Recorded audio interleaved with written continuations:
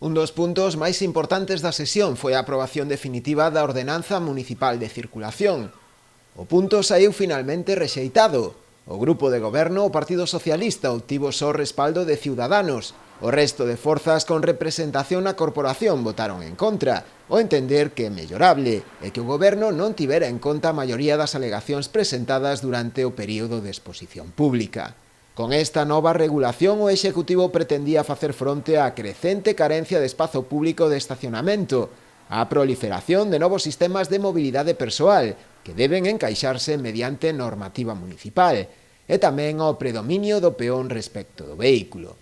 Entre outras cuestións, esta normativa viría a regular tamén as zonas azuis e exprés, as prohibicións e restriccións circulatorias e tamén regulacións específicas como as zonas peonís e as ocupacións de vías públicas. O alcalde José Ramón Romero xa anunciou que a ordenanza volverá a ser levada a pleno en vindeiras ocasións ata conseguir a súa aprobación definitiva.